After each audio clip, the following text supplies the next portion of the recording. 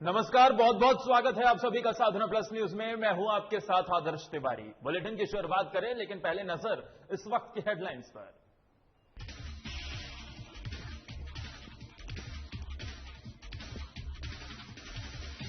Corona से हुई मौत का नया आंकड़ा आया सामने। आंकड़ों को देखकर बीजेपी ने जारी किया बयान। डॉक्टर रामसागर सिंह ने विपक्ष को लिया आड़े हाथ। टाना भक्तों के लिए विशेष टीकाकरण अभियान चलाएगी सरकार। मोबाइल वैन के माध्यम से होगा टीकाकरण। स्वास्थ्य मंत्री ने स्वास्थ्य सचिव को दिया निर्देश। खगड़िया में वट सावित्री की पूजा की धूम। सुहागिन महिलाओं ने किया वट सावित्री का व्रत। पूजा के दौरान किया सोशल डिस्टेंसिंग का पालन। और लॉकडाउन की वजह से नहीं हो रही खरीदारी। खेतों में तरबूज को खुद नष्ट कर रहे किसान। सरकार से नहीं मिल रही कोई मदद।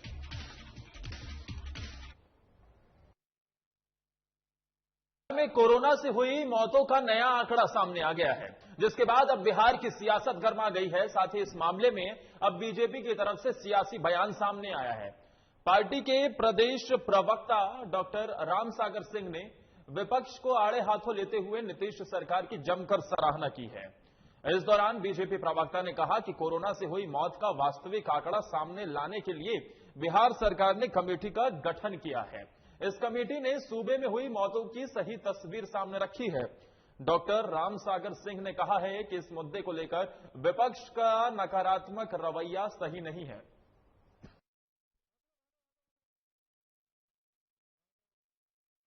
विपक्ष लाश पर राजनीति नहीं करे। ये आंकड़ा प्रदेश सरकार के द्वारा जारी किया गया है, न कि विपक्ष के द्वारा जारी किया गया है। ये आंकड़ा ये बताता है कि बिहार सरकार ईमानदारी से लोगों को मुआवजा देने का काम करना चाहती है और मुआवजा ज्यादा से ज्यादा लोगों को मिले। जो आंकड़े छूट गए थे उसको सामने लाने के लिए ही कमेटी बना करके संशोधित आंकड़ा पेश किया गया है।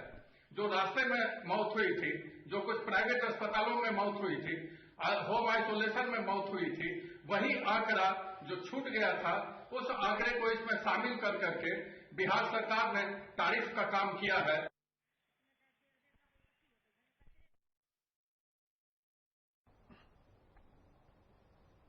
तो उधर स्वास्थ्य मंत्री बन्ना गुप्ता ने अपर स्वास्थ्य सचिव अरुण कुमार सिंह को पीत पत्र के माध्यम से निर्देश दिया है कि राज्य के सभी टाना भक्तों को चिन्हित कर उन्हें कोरोना संक्रमण से बचाने के लिए विशेष टीकाकरण के माध्यम से टीका लगाया जाए।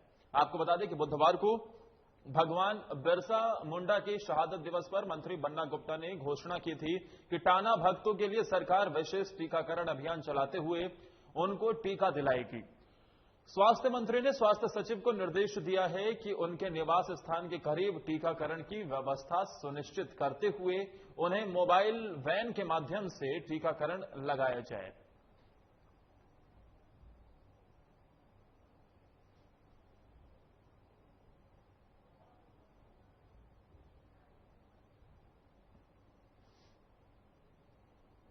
तो टाना भक्तों के लिए वैक्सीनेशन के लिए अलग से तैयारी की जाएगी। ये बाकायदा निर्देश अब स्वास्थ्य मंत्री बन्ना गुप्ता की तरफ से दिया गया है। टाना भगत जो लगातार बीते दिनों हमने देखा था कि अपनी मांगों को लेकर विरोध प्रदर्शन करते नजर आए थे, मुख्यमंत्री से मुलाकात भी की थी, जिसके बाद मुख्यमंत्री की तरफ से आश्वासन भी मिला। लेकिन अब टीकाकरण को लेकर भी टाना भक्तों को विशेष इंतजाम उनके लिए किए गए हैं। ज्यादा से ज्यादा टाना भक्तों को सभी को ये टीका लग सके, इसके लिए बाकायदा विशेष टीकाकरण कैंप लगाया जाए। ये स्वास्थ्य मंत्री बन्ना गुप्ता की तरफ से साफ तौर पर कहा गया है और बाकायदा इसके लिए स्वास्थ्य सचिव को पत्र लिखकर निर्देश भी दिया गया है। ये वैक्सीनेशन वैन के जरिए टाना भक्तों को वैक्सीन लगाई जाए और जल्द से जल्द इस प्रक्रिया को पूरा किया जाए, इस बात का भी ध्यान रखा जाए। वहीं भगवान बिरसा मुंडा की शहादत दिवस के मौके पर स्वास्थ्य मंत्री बन्ना गुप्ता ने इसका ऐलान किया था।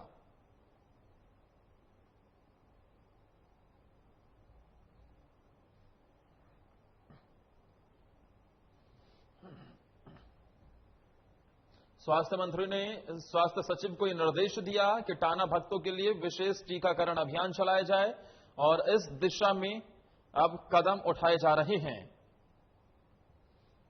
मोबाइल वैन के माध्यम से टीकाकरण लगाया जाए। जितने भी टाना भगत हैं उनके निवास स्थान के करीब टीकाकरण की व्यवस्था की जाए। आपको बता दें कि टाना भगत एक विशेष समुदाय है जो कि महात्मा गांधी के सिद्धांतों पर आगे चलता है। महात्मा गांधी के बताए गए आदर्शों पर उसे हमेशा फॉलो करते हैं ये लोग, और शांतिपूर्ण तरीके से अपनी बातों को रखने का इनका हमेशा से ही ये मूल मंत्र रहा है।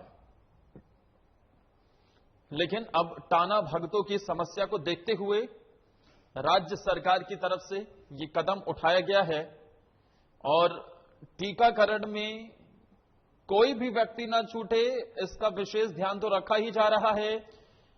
लेकिन जितने भी टाना भगत हैं राज्य में उन सभी को वैक्सीन लग सके इसके लिए बाकायदा मोबाइल वैन उनके घर के आसपास जाएगी, टीकाकरण होगा।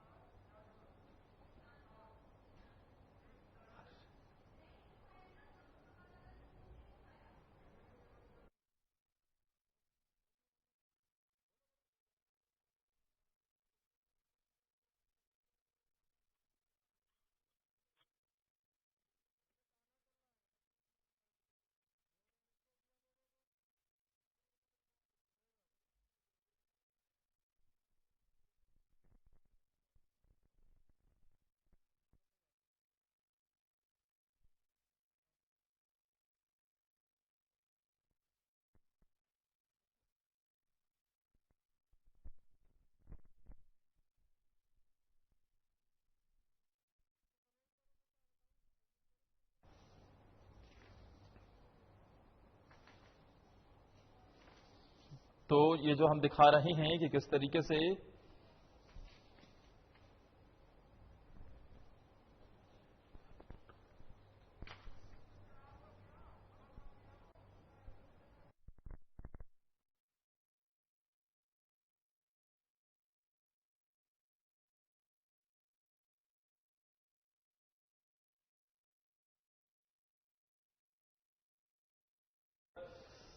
तैयारी की गई है। देश में अब कोरोना की रफ्तार तो कम हुई है, लेकिन कोरोना की मार से देश में हर वर्ग के लोग प्रभावित हुए हैं। हजारीबाग के चुरचू प्रखंड में किसानों का दर्द देखने को मिल रहा है। आपको बता दें कि किसानों ने मेहनत करके 20 एकड़ जमीन में तरबूज लगाए और आज अपने ही फसल को खुद ही नष्ट कर रहे हैं, क्योंकि राज्य में चल रहे लॉकडाउन की वजह से खरीदार नहीं मिल रहे हैं। ये भी बता दें कि छोटे छोटे किसान किराए पर जमीन लेकर खेती करते हैं और इस बार लॉकडाउन के साथ साथ यास चक्रवात की वजह से किसानों को काफी नुकसान का सामना करना पड़ रहा है। इसी को लेकर किसानों का कहना है कि बारिश की वजह से तरबूज के खेतों में पानी भर गया और तरबूज खराब हो गया है। कहा कि 15 लाख रुपए की पूंजी खेत में लगाई थी, लेकिन 1 रुपए भी वापस नहीं आया है।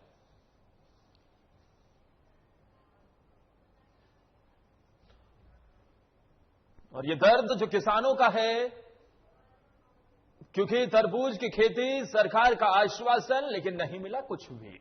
हमारे साथ खुद बाकायदा हजारीबाग से किसान जुड़ गए हैं। शिवचरण इनका नाम है। शिवचरण जी, आपने ये खेती की, सरकार की तरफ से आश्वासन मिला, लेकिन क्या अभी तक कुछ आपको मिल पाया है? जब आपने तरबूज की खेती की, ये फसल नष्ट हो गई, क्या सरकार की तरफ से कोई मदद मिली? नहीं सर, आज तक कोई संज्ञान लेने भी नहीं आया। लेकिन सरकार की तरफ से तो ये कहा गया था कि तरबूज की खेती जो भी किसान कर रहे हैं, अगर फसलों का नुकसान हो रहा है तो हम बाकायदा आकलन करके मुआवजा देंगे, मदद करेंगे। सर, हम लोग तो सीओ साहब के यहाँ भी पिटीशन दिए हैं, लेकिन अभी तक कोई सुनवाई नहीं हुआ है। अगर वैसा सुनवाई होता, हमारे साथ संबंध कुछ वैसा होता, तो हम फिर से पुनः खेती कर लेते। लेकिन आज आलम यह है सर कि हम लोग को लग रहा है कि अगर 1 आध सप्ताह में कुछ व्यवस्था हम लोग को नहीं किया गया तो हम लोग आत्महत्या करने पर मजबूर हो जाएंगे। जाहिर तौर पर बड़ी बात है, जब किसान मेहनत करके एक फसल उगाता है, शिव शरण जी, पूरी मेहनत आपकी उसमें लगी है, आपकी लागत उसमें लगी है, लेकिन अंत में परिणाम स्वरूप न सरकार की तरफ से मदद मिलती है और फसल का तो कुछ भी नहीं हो पाता है। तो एक बहुत बड़ी बात होती है ये, लेकिन उम्मीद ये करते हैं कि सरकार की तरफ से आपको मदद जरूर मिले। शिव शरण जी, लगभग कितनी लागत से आपने खेती की थी और क्या आपने बाकायदा इसके लिए बैंक से कर्ज लेकर खेती की थी? सर, बैंक से कुछ तो केवल मात्र हम लोग 2 पार्टनर हैं, 1 लाख रुपए का लोन है, बाकी साहूकार का लोन है, दुकान का लोन है। आज रोज मेरे यहाँ लोग आ रहे हैं, पैसा के लिए आ रहे हैं, दबाव बना रहे हैं, हमारे पारिवारिक विवाद बढ़ता जा रहा है। लग रहा है कि हम खेत में, अभी भी बारिश हो रही है, हम खेत में आए हुए हैं, कुछ मजदूर मेरे सामने में पैसा मांगने के लिए आए हुए हैं, जिनको हम समझा रहे हैं, लेकिन कुछ मजदूर जो है पैसा के लिए बेबस कर रहे हैं। ये स्थिति अगर मेरे साथ 1 सप्ताह और बीता तो हो सकता है आपा हम खो सकते हैं। जो स्थिति मेरे साथ हो गया है, मेरे यहाँ 1 रुपया पेट्रोल चला करके 20 किलोमीटर से आने के लिए। शिव शरण जी, ये आपको जोड़ने का मकसद ये था कि सरकार के कानों तक कम से कम ये बात पहुंचे कि आखिर किसान आज किस हालात में है।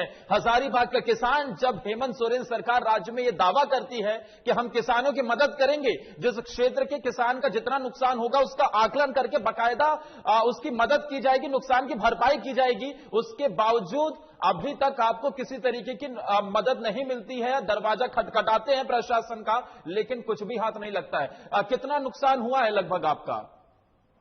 ये सर, अभी तो इस जगह एक साइड में मेरा कम से कम मिनिमम नुकसान 15 लाख का है। दूसरी जगह टमाटर हम लोग लगाए, वहां भी नुकसान है, लेकिन उसका तो मूल्यांकन हमने किया नहीं। हम तो सारा जिंदगी अपना इसी में बिता रहे हैं, खेत पर ही।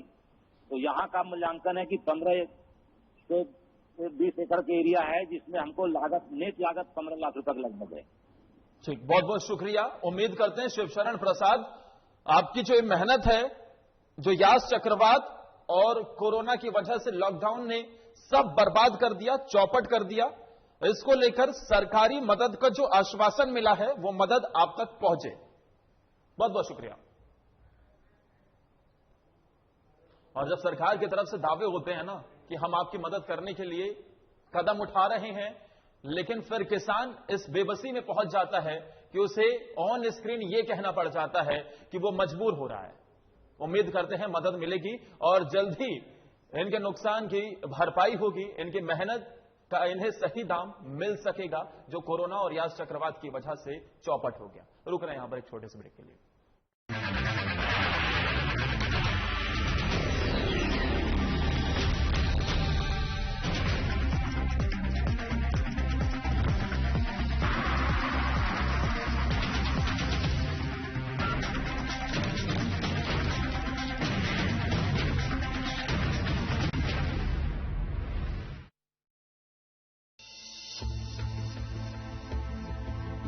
रामकृष्ण मिशन अस्पताल रांची में सेवा का एक सर्वोत्तम संस्थान।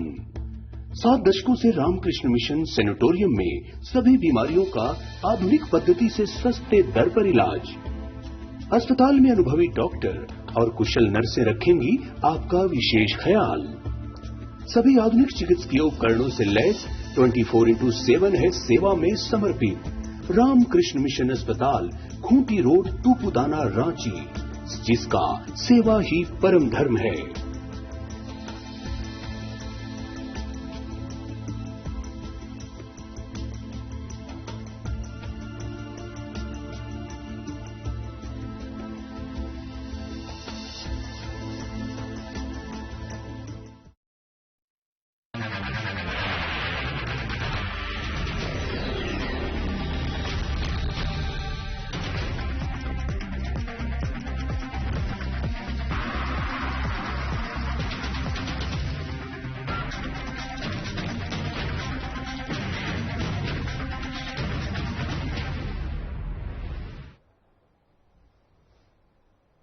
स्वागत है ब्रेक के बाद आप सभी का। अमर सुहाग का प्रतीक मानी जाने वाली वट सावित्री की पूजा को धूमधाम से सुहागिन महिलाएं मना रही हैं। इस दौरान जहां पत्नी अपने पति की लंबी उम्र के लिए व्रत रखती है, तो वहीं पूरे श्रद्धा भाव से पूजा अर्चना कर सुख समृद्धि की कामना भी करती है। 4 तस्वीरें आपकी टेलीविजन स्क्रीन पर हम आपको दिखाने जा रहे हैं। इसमें से अलग अलग जगहों पर जो पूजा हो रही है, तस्वीरें मैं चाहूंगा कि फ्लैश कीजिए। हाँ, पहली तस्वीर खगड़िया से है, दूसरी तस्वीर बख्तियारपुर से हम आपको दिखा रहे हैं। वहीं तीसरी तस्वीर की बात की जाए तो सुपौल से आप तीसरी तस्वीर देख रहे हैं। चौथी तस्वीर पूर्णिया से है। हर जगह वट सावित्री का यह पर्व बड़े ही धूमधाम के साथ मनाया जा रहा है। महिलाएं व्रत रखती हैं, अपने पति की लंबी उम्र की कामना करती हैं। सुहागिन महिलाओं का यह व्रत कई मायनों में बेहद अहम होता है और आज के दिन वट की पूजा की जाती है और इसके साथ ही सुहागिन महिलाएं अपने पति की लंबी उम्र की कामना करती हैं।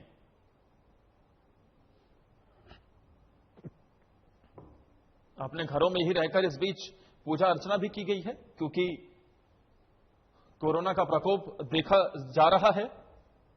आंकड़ों में गिरावट जरूर हुई है, लेकिन सावधानी हर मोर्चे पर हमें बरतनी होगी।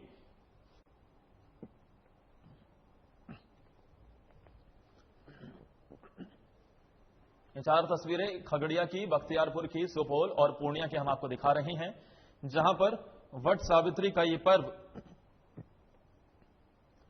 मनाया जा रहा है। आज के दिन सुहागिन महिलाएं व्रत रखती हैं अपने पति की लंबी उम्र की कामना के लिए।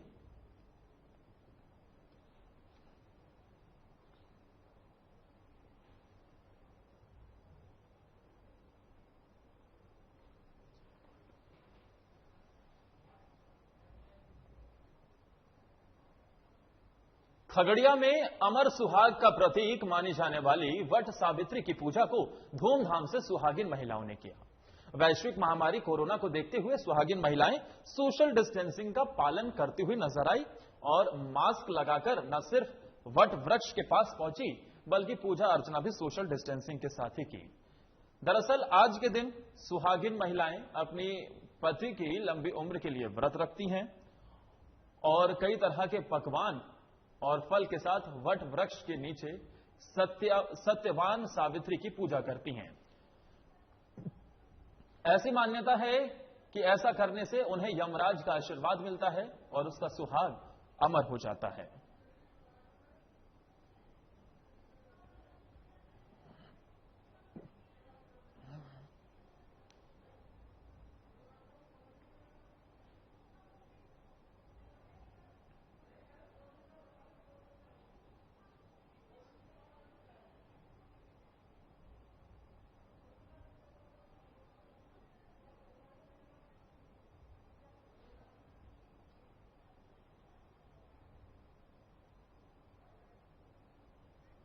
यह प्राचीनतम सौभाग्यवान स्त्री के लिए है, जो कि बहुत प्राचीन काल से मनाया जाता है।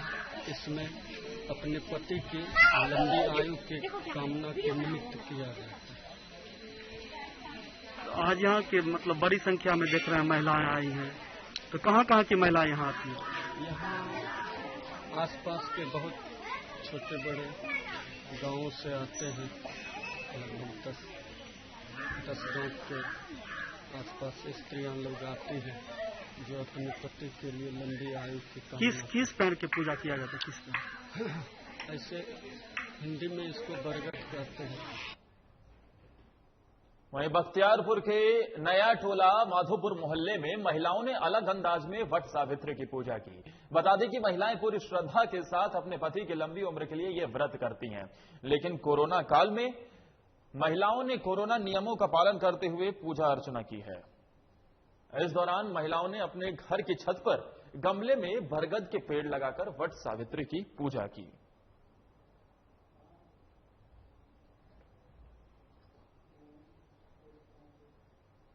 सुपौल में जगह जगह विवाहित महिलाओं ने पूरी श्रद्धा के साथ वट सावित्री किया। वहीं सदर बाजार में सुबह से ही बरगद पेड़ के पास व्रतियों की भीड़ उमड़ पड़ी। बता दें कि शादीशुदा महिलाएं वट सावित्री का व्रत रखकर पति की लंबी उम्र और सुखी जीवन के लिए श्रद्धापूर्वक बरगद के पेड़ की पूजा करती हैं। धार्मिक मान्यता है कि सावित्री ने यमराज से अपने पति सत्यवान के प्राण बचाए थे, इसलिए वट सावित्री व्रत को महिलाएं अपने पति की लंबी उम्र के लिए करती हैं। इस व्रत का महत्व भी करवा चौथ जैसा ही है।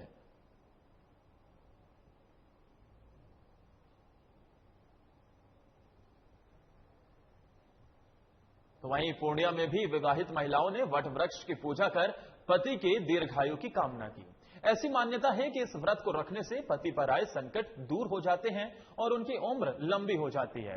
इस दिन सावित्री और सत्यवान की कथा सुनने का विधान है। कोरोना काल चल रहा है, साथ ही सरकारी गाइडलाइन भी जारी है, जिसका कई जगहों पर पालन होता साफ तौर पर दिखाई दे रहा है। सोशल डिस्टेंसिंग का पालन हो रहा है और इस मौके पर सुहागिन महिलाएं व्रत रखती नजर आ रही हैं।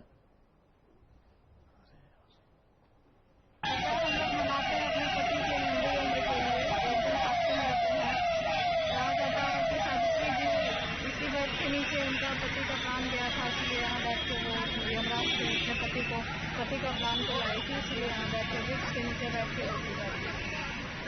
क्या मतलब साल भर ये पूजा जो साल भर में एक बार पूजा किस तरह से आप लोग बनाते हैं, क्या उत्साह रहता है? इस पूजा का हम लोग को बहुत उत्साह रहता है। हम लोग एक दिन पहले अरवा खाते हैं, उसके नेक्स्ट दिन वट सावित्री पेड़ के नीचे आके हम लोग यहाँ पूजा करते हैं। तो गुमला में बिजली विभाग की लापरवाही सामने आई है, जहां बिजली विभाग की लापरवाही के चलते एक बड़े हादसे का शिकार होने से एक व्रती महिला बाल बाल बच गई। वहीं दूसरी ओर बिजली विभाग इस लापरवाही पर मौन है। पूरा मामला शहर से सटे शास्त्री नगर का है, जहां वट सावित्री की पूजा अर्चने के लिए शिव महावीर मंदिर में बड़ी संख्या में महिलाएं पहुंची। जिस बरगद के पेड़ के नीचे पूजा हो रही थी, उस पेड़ के ऊपर से 11,000 का वोट का तार झूल रहा है, जिसकी चपेट में एक महिला आ गई। फिलहाल बिजली विभाग को पूरे मामले की जानकारी दी गई है। वहीं लोगों ने जल्द से जल्द इसे ठीक करने की मांग की है। पिछले 3 वर्ष 4 वर्ष पहले जब यहाँ पर पेड़ छोटा था, उस समय पेड़ को लगा करके जब पेड़ बड़ा होने लगा, उस दरमियान जब मोहल्ले के लोग शास्त्री नगर जो शिव मंदिर स्थान है, वहाँ इस मोहल्ले के समिति के लोग वहाँ पर खड़ा होकर के विद्युत विभाग को बोले कि आप ये जो ट्रांसफार्मर लगा रहे हैं वो किनारे लगाएं, परंतु उन्होंने बात को नजरअंदाज करते हुए उस क्षेत्र पर बिजली का तार को पास किया, जो कि बर वृक्ष से स्पर्श होता है। और स्पर्श हो जाने के कारण बरसात के दिनों में या कभी भी वर्षा होती है, तो जब उस पत्ता बिजली के तार पर छूता है तो उससे करंट प्रवाहित होकर भूमि पर आता है। पूजा को लेकर के बिजली विभाग को, उनके कर्मचारियों को 4 दिन पहले भी हमने फोन करके बताया था कि यहाँ पर पूजा होता है और यहाँ पर बिजली का तार सट रहा है, जिससे करंट मतलब पौधा में आता है। लेकिन अभी तक ना ही इसके पीछे कुछ किया गया है और ना ये प्रशासन करना चाहता है। कितनी बार हम लोग लिख करके भी दिए कि मतलब इसको यहाँ तार को या तो कवर कर दिया जाए या ट्रांसफार्मर को थोड़ा सा दूरी बना दिया जाए, लेकिन इसमें न विभाग कोई पहल करता है, न कोई कुछ करना चाहता है। एक बुजुर्ग शौचालय में जीवन यापन करने के लिए मजबूर है। ये बुजुर्ग बस इसी उम्मीद में अपनी जिंदगी जी रहे हैं कि उसे सरकार से आवास योजना का लाभ मिलेगा। खबर मुख्यमंत्री नीतीश कुमार के गृह जिले नालंदा के कराए परसुर राय प्रखंड मकरौता पंचायत के गांव दिरीपुर वार्ड नंबर 3 के है, जहां से एक ऐसा मामला सामने आया है जो सरकारी सिस्टम पर उंगली उठा रहा है। गांव के विधायक कृष्ण मुरारी शरण का घर है। गौरतलब हो कि कौशल्या देवी और उनकी पोती दोनों शौचालय में रहकर अपना जीवन यापन कर रही हैं। सरकारी लाभ से वंचित वृद्धा और उसकी पोती का यही ठिकाना है। बता दें कि कौशल्या देवी का इस दुनिया में उनकी पोती के सिवा कोई नहीं है। 10 साल की पोती के सर पर से माता पिता का साया पहले ही उठ चुका है। लाचार दोनों दादी पोती अपने गांव में घर घर मांग मांग कर जीवन यापन कर रही हैं। उन्होंने बताया कि परिवार में कमाऊ सदस्य के नहीं रहने के कारण मजबूरन भीख मांगकर किसी तरह से तो जिंदगी काटनी पड़ रही है। कौन किस पंचायत के मामला है ये मकरौता पंचायत वार्ड नंबर 3 डीरी पर है। ये कौशल्या देवी है। इनको 2017 में आवास में नाम आया था। अच्छा, कॉलोनी में नाम आया था। तो जो पूर्व में आवास पर्यवेक्षक थे, उनके जरिए राशि का मांग हुआ। राशि ऐसे महिला जो खुद शौचालय में जिंदगी बसर कर रहा है, तो राशि कहाँ से दे पाएगा। राशि नहीं देने की वजह से 2 बार नाम आया इनका। तो नाम शुद्धिकरण के दरमियान इनको हटा दिया गया डाटा से। इनका घर में कोई जेंट्स नहीं है, बेटा पुतो दोनों मृत हो गए हैं। जमशेदपुर के बिरसा नगर थाना क्षेत्र में बन रहे प्रधानमंत्री आवास योजना के फ्लैट के गड्ढे से 14 साल के बच्चे का शव मिला है, जिससे इलाके में सनसनी का माहौल है। ये एक्चुअल में देखने में तो लग रहा है जैसे कि पानी में डूबने की वजह से हुआ है। माँ बाप से पूछने से पूछे कि कब ये से बाहर निकला है, कब से गायब है। उनके द्वारा बताया कि कल 11 बजे से खेलता था, एक्चुअल में उसी खेलने के लिए निकला था, लेकिन वो घर वापस नहीं गया। वो लोग खोजबीन किया कि नहीं, तो लोग बोला खोजे आसपास में, लेकिन दिखाई नहीं दिया। फिर सुबह हम लोग को सूचना मिला लगभग कि एक बच्चा है का शव है जो पानी में तैर रहा था। फिर हम लोग आकर के यहाँ से बॉडी को निकाल करके देखे, कहीं चोट वोट का तो निशान नहीं है, कहीं कुछ उपकर्म का तो नहीं है, तो ऐसा भी बस बेस्टिया तो दिखाई नहीं दिया है। बाकी पोस्टमार्टम रिपोर्ट आने के बाद। और इसी के साथ इस बुलेटिन में फिलहाल के लिए इतना ही। नमस्कार।